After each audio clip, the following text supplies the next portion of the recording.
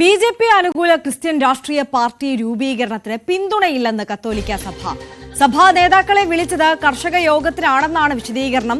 തെറ്റായ പ്രചാരണം വന്നതോടെയാണ് കർദിനാൾ മാർ ജോർജ് ആലഞ്ചേരി പിന്മാറിയതെന്നും സഭ വ്യക്തമാക്കുന്നു. ജി ശ്രീജിത്ത് കോട്ടയത്ത് നിന്ന് ചേരുകയാണ്. ശ്രീജിത്ത്, എങ്ങനെയാണ് വിശദാംശങ്ങൾ?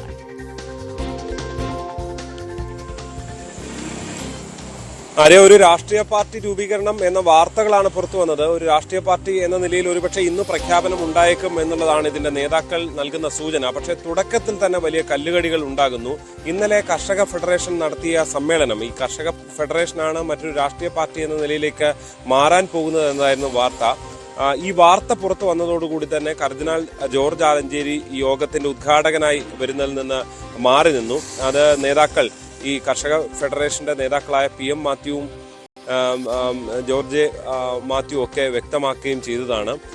എന്തായാലും ഇന്ന് രാവിലെ 10:30 അവർ വാർത്താ സമ്മേളനം ചേരുന്നതിനിടെയാണ് ഇപ്പോൾ കത്തോലിക്ക സഭ പോലെ ഈ കത്തോലിക്ക സഭയുടെയൊക്കെ പിന്തുണ ഉണ്ട് എന്നുള്ളതായിരുന്നു ഇവരുടെ അടക്കം പറച്ചിലുകൾ. അതുകൊണ്ടാണ് അത്തരം മെത്രാന്മാരെയൊക്കെ കൊണ്ടുവന്നുകൊണ്ട് ഇത്തരം പരിപാടികൾ നടത്താനും ശ്രമം നടത്തിയത്.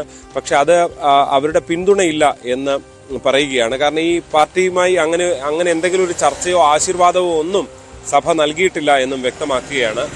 പ്രത്യേകിച്ച് ഈ രണ്ടുപേരും മുൻപ് രാഷ്ട്രീയ പ്രസ്ഥാനങ്ങളിൽ ഉണ്ടായിരുന്നവരാണ്. പക്ഷെ അവർ അതിൽ നിന്ന് വിട്ടുമാറി നിൽക്കുന്ന സാഹചര്യമുണ്ട്. അതുകൊണ്ട് തന്നെ ഇതൊരു ഗൗരവമേറിയൊരു നീക്കമായി സഭ കാണുന്നുമില്ല എന്നാണ് മനസ്സിലാക്കുന്നത്. പ്രത്യേകിച്ച് നേരത്തെയും പല ശ്രമങ്ങൾ ഉണ്ടായിരുന്നതാണ്. NPP, നാഷണൽ പ്രോഗ്രസീവ് പാർട്ടി എന്ന നിലയിൽ ഇവർ ഇതിലുള്ളവരിൽ പലരും ചേർന്നുകൊണ്ട് പുതിയ പാർട്ടി രൂപീകരിച്ചു, പ്രധാനമന്ത്രിയെ കാണാൻ പോകുന്നു എന്നുള്ള പ്രഖ്യാപനമൊക്കെ നടത്തി. പക്ഷെ ഒന്നും ഉണ്ടായില്ല. പിന്നെ അത് ഒരടി പോലും മുന്നോട്ട് പോകുന്ന സാഹചര്യം ഉണ്ടായിരുന്നില്ല. പിന്നാലെയാണ് ഇപ്പോൾ ഇങ്ങനെ ഒരു പാർട്ടി രൂപീകരണ നീക്കവുമായി ചേരുന്നത്. എന്തായാലും തുഷാർ വെള്ളാപ്പള്ളി മാത്രമാണ് BDJSന്റെ അധ്യക്ഷൻ. ഇന്നലത്തെ യോഗത്തിൽ പ്രധാനമായും പങ്കെടുത്ത പുറത്തു നിന്നുള്ള ഒരാൾ. താൻ കർഷകൻ എന്ന നിലയിലാണ് പങ്കെടുക്കുന്നത്, പക്ഷേ രാഷ്ട്രീയ പാർട്ടി രൂപീകരിക്കുന്നത് നല്ലതാണെന്നൊക്കെ അദ്ദേഹം പറഞ്ഞു. നേരത്തെ NDAയിലേക്ക് സജി മഞ്ഞക്കടമ്പിലിനെ കൊണ്ടുവന്നതും തുഷാർ കോട്ടയത്തെ സ്ഥാനാർത്ഥിയായി നിന്നപ്പോഴായിരുന്നു. തുഷാറിന്റെ നീക്കങ്ങൾ അതിലും ഉണ്ടായിരുന്നു. പക്ഷെ പിന്നീട് സജി മഞ്ഞക്കടമ്പിൽ മുന്നണി വിടുന്ന സാഹചര്യമൊക്കെയാണ് ഉണ്ടായിട്ടുള്ളത്. എന്തായാലും പുതിയ രാഷ്ട്രീയ പാർട്ടിയുടെ പ്രഖ്യാപനം അത് ഇന്നുണ്ടാകുമോ എന്നൊക്കെയുള്ളത് 1 മണിക്കൂറിനുള്ളിൽ തന്നെ അറിയാൻ സാധിക്കും. ആര്യ. ശരി, ജി ശ്രീജിത്താണ് വിശദാംശങ്ങൾ നൽകിയത്.